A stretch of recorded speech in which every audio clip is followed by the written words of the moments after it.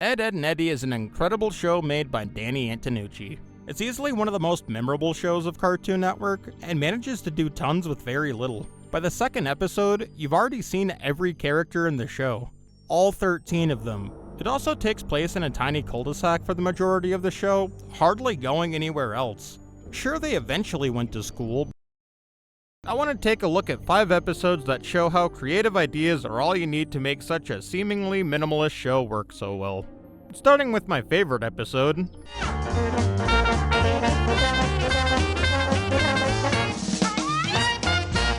The Pondering episode, the one where the Eds ponder themselves outside the fourth wall. But starting with Ed breaking into Eddy's room to ponder things only he can ponder. How can my feet smell if they don't have a nose? Why does goo float? Why don't birds just take a bus south for the winter? Eddy, why is someone in the kitchen with Dinah? The last one confused Eddy so much that they book it on over to Double D's house to not think about it anymore. Double D, of course, is pondering how an antique radio works because he wants to know everything. Eddy starts to make fun of him until he makes the realization that if we knew everything, we would be so famous. Wait, yeah, and rich. Like potato salad? Now wanting to become rich, they go on over to Ed's house to start their journey to knowledge. Garages are for cars, Ed. Why, thank you. No problem, Ed. They try to use some of Ed's garage clutter to learn about the secrets of the universe, but don't end up learning all that much. So they head on over to my second favorite character's house. Gertrude, eggs for Rolf? Oh, not again! How many times must Rolf purge himself? No strange visitors, ever! Rolf is my second favorite character in the show because whenever he's on screen, you know something hilarious and nonsensical is about to come out of his mouth. Do not burn the candle at both ends, as it leads to the life of a hairdresser. I agree. Rolf questions the Ed boys what they're doing, so they tell him they're on a quest for knowledge, and this reminds him of a fable from his home country. No, it doesn't make sense. Once upon a time, an ugly boy was thrown out of his village and hit his melon on a tree. The boy looked up and was amazed at the many beautiful heads growing from its branches. After many tries, he found one that fit and ran back to the village. He became very popular. Rolf, that fable has nothing to do with knowledge. How did you get Never mind, carry on. Ed somehow changes the dimensions of a tree, and Double D starts taking notes. Eddy gets so excited that he accidentally flings Applejack into the heavens. Eddy stumbles his way behind the background houses, and Ed slides on grass under the pavement. Alright, so we get a little crazy here, but the next sentence will set the scene for the rest of this episode perfectly. Eddy gets hungry, so he takes a bite out of the sun. Not bad. Jimmy gets scared that it's nighttime all of a sudden, so Eddy removes his outline, which causes Jimmy to liquefy and fall into the sewer. Ed saws a hole in the sky to reveal the Canker sisters behind it. This freaks him out and he pushes it away. The sky that he sawed out becomes a hole that Eddy walks over and begins falling endlessly through. Eddy! Ed picks up the hole, wrings it out, and then Sarah comes out of it holding Jimmy in a pitcher.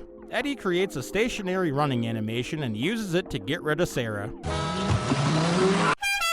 That was hilarious. A cow floats above them, and then all logic goes out the window. They stand in front of a checkerboard sky with floating ground that reminds me of something like Toe Jam and Earl meets a checkerboard sky. They walk a lonely road that leads them to a different place where Sarah screams at Eddy like this somehow. Eddy catches on pretty quick to the wacko physics and just pulls Sarah's mouth off, which is brilliant. And then she bites him wirelessly, which is hilarious. One original screen transition later, and the Eds are in the head of Kevin. Whoa, Sarah! Hello? Who revs them into existence. And then we have it. My favorite frame in the entirety of the show. This is basically a gorgeous surrealist art piece. If I had to give this a title, it'd probably be something like Je moistet vertalen Ed Jonge by MC Edger. And then Ed says the smartest thing he's ever said. Cotton gravy! Careful, Ed. You don't know where that's been. Oh, it's right here, Double D! This frame may be my favorite, but honestly, just about any frame of the majority of the episode would be a phenomenal art piece. The fact that it's also animated adds such a specific vibe that you don't really see too often. This is exactly my aesthetic. Also, how could anyone forget? Hello, Ed boys. Many doors yet? It wraps itself up with Ed blowing up a cloud balloon and floating up with Eddy and Ed with 2 Ds. Eddy wants to see how much knowledge Double D wrote down, but the balloon pops on a sky pencil, causing the notes to scatter everywhere and everything returns to normal. Did everything in the episode actually just happen?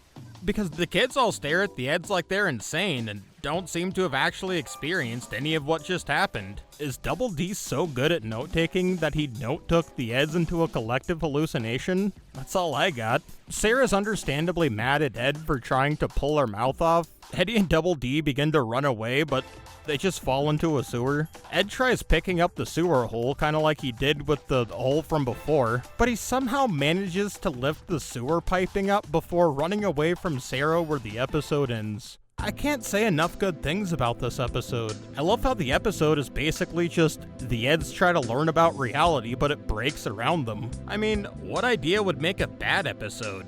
One all about cardboard?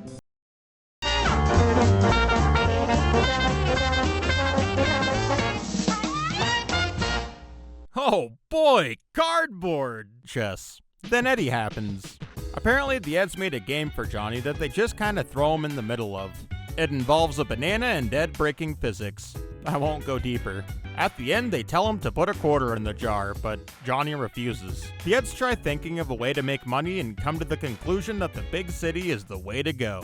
They can't just drive there, though, because... We're too young to drive, eh? My dad has a shovel. Great, problem solved. They all hop on a shovel where they end up in Vegas. They can't get to the big city themselves, so they gotta bring it to the cul-de-sac. So naturally, they build one. Hey, Rolf! Your dad shearing sheep again? Keep it down! The ruckus causes the other kids to get annoyed, until they see the city, then they're genuinely stoked. Awesome! We've got our own city! Except for Johnny, who warns them about the city. Don't go in there! Look! The city's a bad place! But no one cares, not even Plank. Oi, Plank, ever feel like you might as well be talking to a piece of wood? Plank? Plank? The show has moments like this where I swear Plank is actually sentient. All the kids go on in and Rolf greets the cardboard people. Good day, Mrs. Lady. Hello, Mr. Fancy Pants. Greetings, city stranger. The cardboard city is honestly fantastic. The Eds did a great job at bringing an urban feel to a suburban environment. There's just about everything you could ever want from the city here, made up mostly of glorious cardboard. Cardboard buildings, cardboard people, cardboard milk carton stoplights. Them pretending to drive around to simulate New York traffic is hilarious here. Baby! Whoa! I'm a truck! 10-4! Bearing on your crumpet thing! Kevin even rear-ends Double D and dies. Johnny tries to find Plank in the bad part of Edtropolis, and Eddy sees an opportunity to make money here. He offers Johnny knowledge for a quarter, but this interaction confuses me. Looking for something? Plank ran off, Eddy! Have you seen him? Plank. About this tall, smiles a lot. You saw him? I can't seem to remember. How's about refreshing my memory, huh? Did you see him or not? Nope, haven't seen him. Beats me. Wait, so if Eddy didn't know anything, what would he have told him had he been paid? Plank's location is Boston. Does Eddy actually know something? Who knows? Also, if you ever think a bird has burdened you, look up, because it might just be two Eds having a chuckle with some yogurt. How did they plan to make money with this? Were they gonna do a laundromat angle or something? I think they just stopped caring and enjoyed role-playing city life. Double D tries making an honest quarter by shining Kevin's shoes, just to be handed a bottle cap because that's... Life in the big city, pal! Kevin seems to have adapted quite well. And apparently so is Naz, who's carrying a bunch of boxes from presumably stores. I wonder what all she's bought. It's probably clothes or something, but I like to imagine that she just bought ants. Jimmy gets lost in a crowd of cardboard people and they overcrowd him, and I don't know if they're laughing at him, but they are laughing. It feels really uncanny and kind of makes me think that they're somehow real. Naz and Sarah get stuck in a line because, That's what you do in the big city, Sarah. you know, this kind of implies that Naz believes that in the big city, people just stand in lines for no reason. That's hilarious to me. But this line does have a purpose, and that purpose is... Oh my. Jimmy? I got a tattoo, Sarah. Is that what this line is for? We get it, Naz. You just stand in lines for no reason. I wonder if she was just carrying random empty bags and boxes too, thinking that's also just what you do in the city. But then how do you explain how Eddy got all of these quarters? We don't see him make money at any other point in the episode, and Jimmy only paid 25 cents for his tattoo. I need to stop thinking logically about this, because asking to find logic in Ed, Edd and Eddy is like trying to find Waldo in a Garfield comic. Rolf gets so desperate for a tattoo that he cuts in line, making Sarah mad. You butted in line, Rolf. Get lost. Why did Sarah get mad at him for cutting? These cardboard people were behind her, so did she cut in front of them? Or did they walk behind her at some point, proving they really are real? I'm just glad the Eds got something for all this effort that went into this. Well, that is until Plank ruins it for him. Let me explain. Earlier when Plank disappeared into the city, we didn't see Johnny put him anywhere. Then later on, we see Plank nearly run over Johnny with a wheelbarrow. Plank, look what the city's done to you. No one could have possibly been driving that wheelbarrow, so the only feasible thing here is that Plank was driving it somehow, which also means that Plank has to be somewhat real, right? Johnny being upset that the city is corrupting Plank takes Eddy's money, then climbs up a building. He threatens to toss Eddy's money over the side of the building unless he gets Plank back, but what's this? Plank appears at the bottom and supposedly tells Johnny to just toss it anyway, which he does. Johnny, no! My money! You could argue that Johnny's just speaking on behalf of Plank, but I don't believe that to be the case. Johnny wasn't going to toss the money over the side of the building until Plank told him to. And he did, and Eddy lost all his money because the kids collect their change.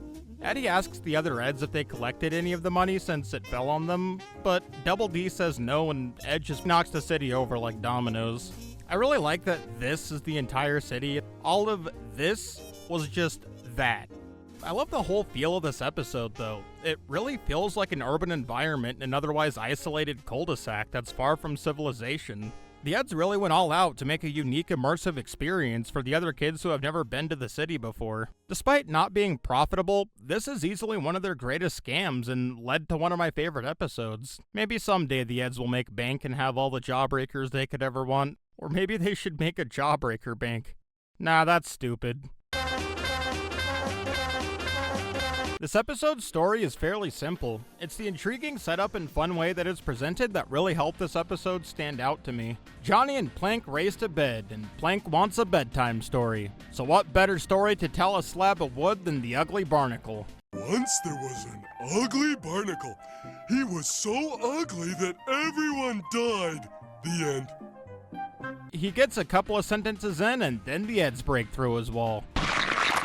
Who's there? Break it up! Johnny just accepts it, and Plank has the reasonable reaction. How'd you get inside my wall? What's that? Plank says take a hike or we'll call the cops. Again, Plank is real. The Eds tell him they'll explain how they got there, and Johnny's just happy to have a new bedtime story. This setup is great. It's funny, but also leaves not only Johnny, but you, the viewer, wondering, how did they get there? Each Ed tells a different part of the story, and depending on who's telling it, the look and tone of the episode changes. We start with Eddy, who sees himself as the big shot. As he's walking towards his jawbreaker bank, Monkey Kevin shows up and gets completely obliterated.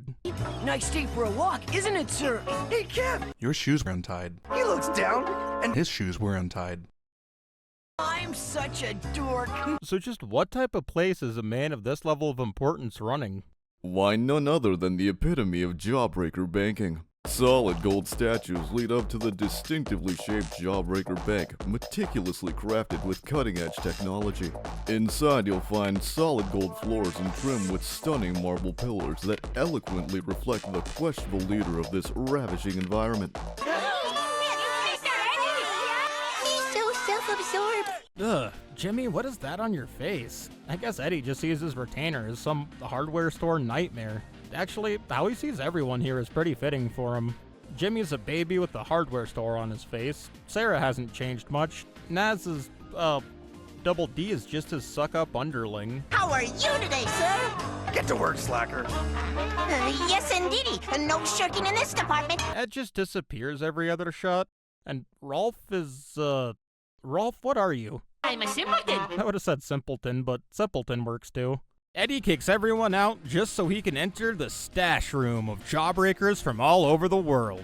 I love that the jawbreakers are different depending on where they're from. You live in Belgium? Well, you're eating orange jawbreakers. Los Angeles? Yellow. Eddie hops on the Edivator to go to the top floor. Ed heads to the top and wait, California's white jawbreakers? I thought Los Angeles was yellow, and I guess Los Angeles is a foreign country. Double D's doing inventory, but he panics because he makes a miscalculation. Apparently, Double D just made a mistake in the Correlation between the gross revenues and the sum of the square root minus a piece of pie. Well, what was I thinking? which is a common mistake everyone has. The square root of a piece of pie? No, Double D, the sum of the square root minus a piece of pie. Were you paying attention at all? I like that Eddie sees himself as smarter than Double D, even though he's clearly not. He and Double D have a bit of a back and forth because of this, but Johnny just gets impatient and wants more story. What happened next? What happened next? Double D insists he continue the story since Eddie's is clearly exaggerated, and we shift to Double D's perspective. Already, I think this is a bit more believable. I'd believe that this is actually what the Jawbreaker Bank looked like, but I'd be lying if I said I prefer it to this. There's also all these measurements around showing that Double D needs to know the measurements of everything. Definitely makes sense since he might have obsessive compulsive disorder. Jimmy shows up to make a Jawbreaker deposit, and Double D is such a nice guy that he doesn't even notice the retainer on his face. He goes to deposit his Jawbreaker, and Ed and Eddie act like animals. Eddie yells at him to hand it over, to which Double D scolds him. Ed drools all over it, to which Double D politely asks him to stop. Then Eddie tries asking Jimmy in a much less direct way to hand the Jawbreaker over, and Double D appreciates it, but then he stuffs the freshly Ed salivated Jawbreaker into his mouth with the Jimmy still attached. Jimmy gets understandably freaked out and runs away. You can tell that Double D thinks he's the leader here and not Eddie. He scolds the other Ed, saying, Your deep-rooted lack of self-control only fosters failure in every endeavor we undertake. Don't you see the example I try to set for you? Take note, as I am a Stupid socket! And a babbling dweeb who can't lift a butterfly! Whoa, that sure happened. Eddie and Double D start going back and forth a bit again, and Johnny again loses interest. Johnny says that he wants real stories. Stories that consist of Octopus's Garden, Silver Hammers, and Mr. Kite! So does he get them? No. We get whatever Ed comes up with. Deep in the heart of the Peach Creek Trailer Park lives three girls known as the Canker Sisters. They eat a can of radioactive mashed potatoes and their lives change forever. Double D is nagging at the other Eds in the close-by cul-de-sac, unaware that his life is in danger. The other kids flee for theirs, and then the Eds turn around to come face to face with a giant Lee Canker. They try fleeing into a home, but a huge Marie shoots it with their giant chicken armpit laser, turning it into a bar of soap, and then another into deodorant. There's a third house, but it's been overtaken by a giant May Canker. Lee shoots Kiss Blasts at them, then they all three smash their heads together to make the ultimate Canker Sister. Ed, your story's getting weird! They shoot another lip blast, but have no fear. Ed flies away with the other Reds, narrowly escaping the Cankers and taking cover in Johnny's house, where we are now. The end. Well, yeah, Ed, that sure was something. It was enough to put Johnny to sleep at least, and the Cankers appear across the room, proving they did in fact show up at some point. We never get the full picture of what happened, but more importantly, a peek into the Ed's mentality. Eddie sees himself as the most important person around, Double D sees himself as the most sensible, and Ed just sees everything as a horror movie. I wonder what would happen if he was ever given the role of a monster in a horror movie. I bet he'd fit the role perfectly. Have you guys ever been to a carnival? Well, I don't care because that doesn't matter. The Eds try doing a carnival thing, but whatever that was is quickly discarded when the Ed discovers his true form. I am a monster! I am just a monster in a boy's body. This gives Double D the idea to make Ed a monster costume. You know, really let Ed be what he truly wants to be. How does this make them money? By the end of the episode, I still have no idea. But man, neither do they. They take Ed over to Double D's garage and make a costume for him. You don't get to see it immediately, but man, when you do, it sure is a sight to behold. Instead, you see things through Edzilla vision, which, great, I've always wanted to be Ed. Double D goes to get a mirror to show Ed what he becomes, but Ed proves that he's such a good method actor, he unleashes absolute chaos and completely destroys the garage. Oh, and I guess Eddie got a little shaken up, too. He gets mad at Eddie, saying, I told you about Ed's overactive imagination. No, you didn't. All you said was... Ed's overactive imagination could attract customers, Eddie. I said I still wonder how. I think Eddie's the victim here, because... I'm the one who got over-imaginated all over. Precisely my... Wait, what? Their arguing gets stopped by Jimmy's screams of horror, and they scurry over to the park that's been completely destroyed by a rampaging Ed. They search around but find nothing. More screaming ensues, and they look over to assess the situation. Come on, everybody! Frank says he heard something over here! Yeah, right. Johnny stumbles across some chunky puffs, and then he starts chowing down. Now this is just me, but I personally wouldn't be eating random cereal I just found outside. It might be a trap for some monster or something, which is exactly what it is. And Johnny is never heard from again. The kids are cautiously walking around, and then we get the greatest quote from the episode. I just found Frank without a Johnny. I don't know why, I just love the way that that's worded. The almighty Edzilla comes back, and they take cover in one of their houses. Eddie just finds this whole thing hilarious. I gotta see the look on their faces. Kevin gets snatched. Then Eddie conjures up all of his brain cell to open up the window and get to the kids. But Double D just casually opens the door. I hate it when you do that. And they all run out. Then we see Ed in all of his true form beauty. Double D reaches into Rolf's pocket and pulls out Ed's one weakness, a pocket chicken. Now Ed loves chickens. He can't hurt a chicken, so Double D throws it and Ed chases after it. Hey look, it's a treehouse and all the kids are going into it. Rolf wants to offer Naz as a sacrifice to appease the Edzilla, but immediately gets shut down. Wonder how many people have been sacrificed in his home country. Ed headbutts the treehouse down, then takes Naz into his Chunky Puff cave. He eats the entirety of a comically large Chunky Puff box, then uses the chewed Chunky Puffs to adhese Naz to the wall where we see everyone else. Now look at Johnny. Everyone's just stuck to the wall in fear, but he's just accepted his fate. Now in 2 seconds, we learn a fact about Ed that's frightening with the context given. Hiya, guys! Mask off. Ed is our good old normal Ed. Nothing wrong with this guy. Mask on.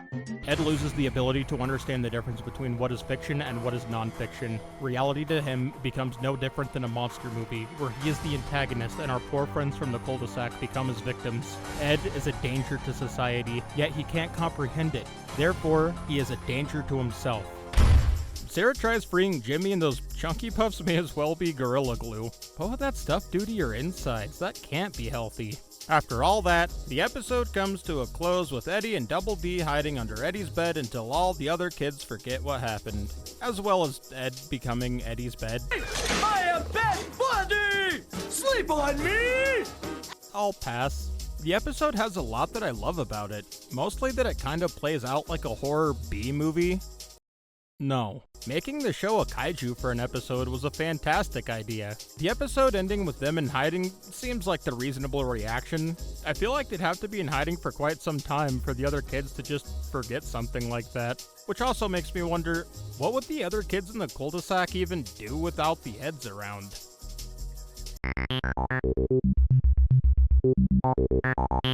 Wait, an actual episode without any of the Eds? Almost. We begin with Kevin skateboarding off a huge jump and doing moves Tony Hawk dreams of doing.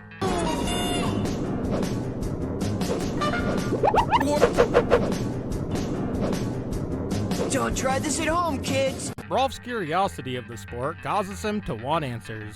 He joins Kevin on his second jump, breaking all laws of physics, and asks Kevin to Tell Rolf the secrets of this prostrate boy. So Kevin slam dunks his helmet on Rolf, and Rolf crashes through the ramp. Wait, Kevin, how are you gonna... Oh, you just had your bike in your back pocket.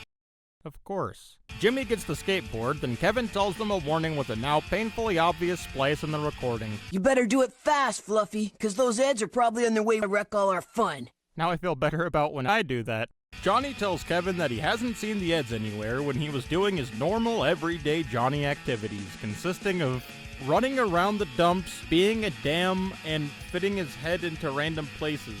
Man, Johnny knows how to party it up. Even Sarah hasn't the faintest idea where they're at, and Ed's her brother. Jimmy says that this calls for a celebration, so he invites everyone over for cookies and milk at his place. And Sarah proves she's the kindest person ever. Oh, Sarah, I think I got an owie. It's okay, Jimmy. You're used to it. I don't think that's how that works, Sarah. But questionable reasoning aside, they go to eat the cookies, and they are the greatest cookies they have ever eaten. What know-nothing would dimple the cookie biscuit with the doohickey of a rabbit? And Kevin begins to show that with no Eds around, he becomes a paranoid wreck. You know they're up to something. The doohickeys? No, man! The Eds. Johnny finds a monkey mask in the drink cooler, and it's the most important thing of the episode. I'll explain in a bit. Jimmy finds a monkey hand in the cookie box, freaks out, and then Rolf questions, Why has someone glued fluff to this rubber glove? Has the world come to an end? Yes, my guy, this is the sign that the world is ending. So with the monkey mask found, and now a monkey hand, everyone begins to suspect that something's up, so they split up into groups to try to find the Ed boys. Starting in Eddy's room, Kevin and Rolf peek into the window but find nothing. Nothing but a spinning record Eddy forgot to shut off. Then we enter Ed's room. We have Sarah, Jimmy, and Naz searching through his stuff to try to see if he's around. Naz looks in the recliner and pulls out a 9th chicken. Doesn't Ed love chickens? Does he just want to cook them this whole time? Regardless, there's no sign of any Ed anywhere.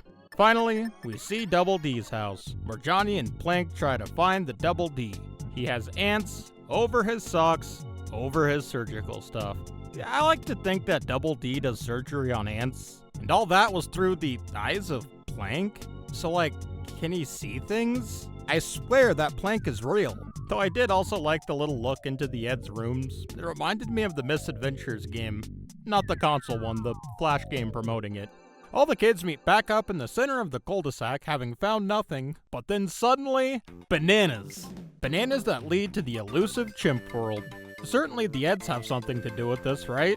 Well, they go in and there's no one around, so everyone lets loose and enjoys the many great attractions that Chimp World has to offer. Everyone except Kevin, that is, who wants nothing to do with these alarming attractions. Attractions such as the banana room, a slide, rope, and some wooden walkways across the trees.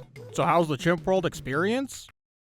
Well, everyone starts out having a great time. Naz swings freely, Rolf and Jimmy are vibing in the banana room. You'd be correct in assuming that Rolf says a sentence. Careful, as the mighty banana is like glue to the path of least resistance. Naz scoops up Kevin, trying to get him to lighten up, but as Silver once said, Kevin's just getting increasingly paranoid something will go wrong, so he breaks free and begins falling. Wait, Kevin, how are you gonna... Oh yeah, pocket bite. Oh, never mind. But then, all of Kevin's fears come to light. The rope on the swing Johnny's on snaps and he becomes tangled. Rolf swings on a rope, but slams into the tree, making all the bananas fall on him. Naz tries sliding down just to... and then get shot upward. Boing. Her pants get caught on a nail and then... Not cool. The slide broke the platform Jimmy and Sarah were on, and they're holding on for dear life. So basically, everything goes way wrong, and everyone looks to Kevin for help. So what does he do? Has a huge panic attack and runs away, unknowingly passing the Eds. So what were the Eds doing? Trying to find the mask that Ed misplaced in the cooler from earlier. See, I told you that was important. They can't find it, and the episode closes out. So yeah, everyone's in peril, the Eds are looking for a mask, and that's it. A heck of a grim ending, but a great episode nonetheless. This episode shows how great the supporting cast is, proving you don't need the Eds to make a great Ed, and Eddy episode. I also think it's hilarious that with the Eds around, Kevin's annoyed and wants them to just go away. But when they're away, he's a paranoid wreck and just wonders where they are the whole time. And it made me wish we got some more Ed, Edd, and Eddy light Ed, Edd, and Eddy episodes. So there we have it. 5 episodes of Ed, Edd, and Eddy that proved that this show was never strapped for good ideas. Cartoon Network had no shortage of memorable shows to all add together for a truly unique experience. But I'll go into that next time. For now, I'm gonna go watch tap water pour out of my kitchen sink.